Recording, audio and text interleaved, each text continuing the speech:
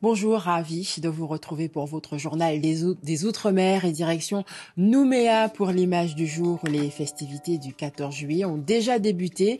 Plusieurs milliers de personnes se sont réunies sur la place des Cocotiers pour le traditionnel feu d'artifice et la retraite au flambeau. 6000 lampions ont été distribués. Et dans l'actualité sociale, c'est une première dans l'histoire de Wallis et Futuna, cette mobilisation des parents d'élèves de Futuna pour contester le mouvement de grève des enseignants du primaire qui dure depuis plus de 2 mois. Les parents demandent la reprise immédiate de l'école. Malia Fatima Pagatele et Tuliano Talo Mafaya. Ils n'ont pas l'habitude de manifester. Sur une île où les problèmes se règlent en palabres, les parents ne peuvent plus attendre. Leurs enfants doivent retourner à l'école maintenant. La relève de nos îles, c'est la jeunesse. Et quand c'est la jeunesse, il faut les instruire. Et pour les instruire, il faut l'école. 2 mois, c'est trop long. Nous craignons que le programme de cette année soit bâclé et que nos enfants en soient victimes. Raison pour laquelle nous sommes là, pour que toutes les instances concernées puissent trouver une solution afin de sortir de ce conflit rapidement. Pendant que les enfants et leurs parents passantent devant les locaux de la délégation, les membres des appels de Saousaou et maternelle de Kolopelou échangent avec le délégué. Parmi les points soulevés par les parents, on pouvait noter la préservation de l'enseignement catholique, mais en tête de liste, la rentrée immédiate des enfants à l'école. Les revendications des parents ont été entendues avec ces 3 personnes, dont le délégué, sur des points positifs et qui sont tout à fait justifiés, compréhensibles au niveau de l'ensemble des autorités qui étaient présentes à cette réunion. Nous, on veut la reprise immédiate des cours, en fin de compte, pour les enfants. Les parents attendent tous avec impatience le résultat des négociations qui auront lieu entre l'État et le syndicat FOE. Et des discussions qui se sont déroulées par visioconférence avec le ministère de l'Éducation nationale et celui du ministère des Outre-mer. Le gouvernement aurait donné son accord de principe sur le futur statut des enseignants, l'une des revendications des personnels grévistes.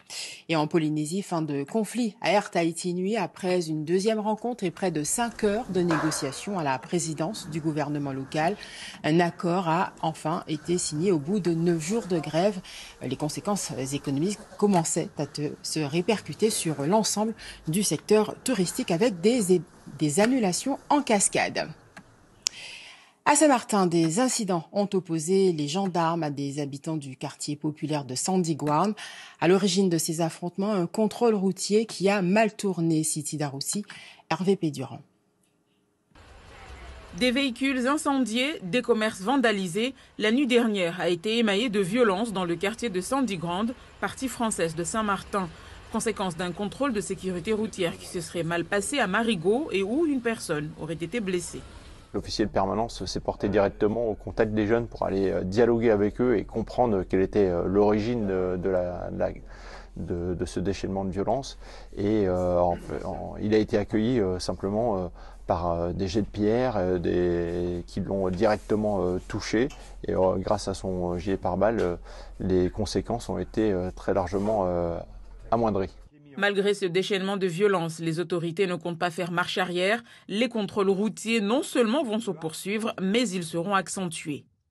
Il y a beaucoup trop de jeunes qui perdent la vie à Saint-Martin, qui passent des vies meurtries dans leur chair, qui sont handicapés. Et moi, mon souhait, c'est vraiment de faire en sorte qu'il y ait beaucoup moins d'accidents, beaucoup moins de morts sur les routes à Saint-Martin. C'est pour eux que je le fais. Le préfet appelle donc au calme et à la responsabilité de chacun. Il rejette par ailleurs toute responsabilité des gendarmes dans les blessures du jeune homme. À Mayotte, la préfecture ferme encore un peu plus les robinets. La sécheresse frappe durement l'île. Désormais, l'eau sera coupée tous les jours durant au moins 12 heures dans 4 communes du département. Aurélien Février, Daniel Abdou. C'est un sacré tour de vis dans les restrictions d'eau. À partir de lundi, plus de 135 000 personnes vont être coupées en eau 7 jours sur 7, de 16h à 8h le lendemain. Personne ne connaît l'évolution de la situation de l'eau dans le sous-sol. Donc ce que nous recherchons, c'est de repousser autant que possible la situation de vidange des retenues.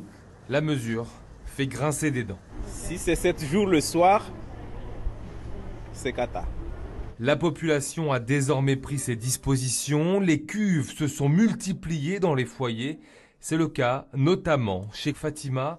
Chez elle pourtant, sa consommation a grimpé en flèche par peur de manquer d'eau. Avant, je payais 50, 30 ou 40 euros. Maintenant, je paye 150 euros. Le stockage d'eau est soumis à certaines règles. Il doit débuter 6 heures après la fin d'une coupure nocturne, 12 heures après une coupure de 24 heures. L'ARS demande également de bien couvrir les récipients pour éviter la prolifération de moustiques. Au-delà de 2 jours, l'eau qui est stockée peut être contaminée par des bactéries ou virus et le risque de tomber malade est beaucoup plus important. On peut par exemple avoir de la diarrhée, des maux de ventre, fièvre, etc.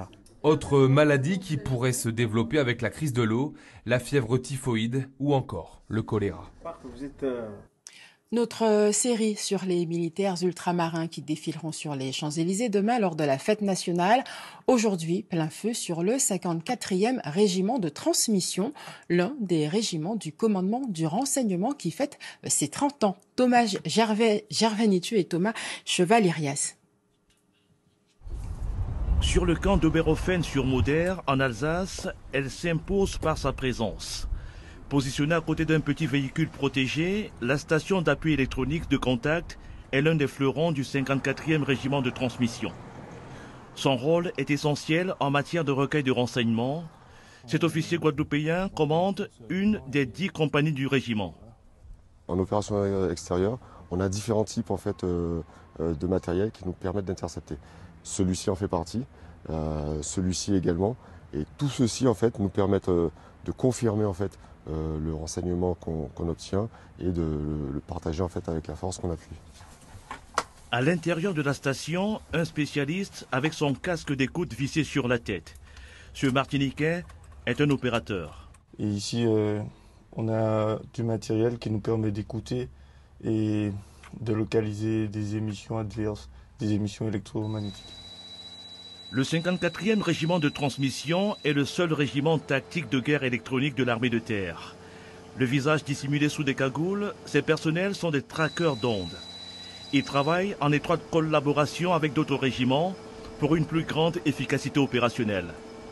On a besoin de se baser sur beaucoup de capteurs, des capteurs humains, des capteurs drones, des capteurs imagerie haute, de l'appui géographique, du renseignement d'origine électromagnétique. Nous œuvrons au sein de cette communauté qui est portée par le commandement du renseignement.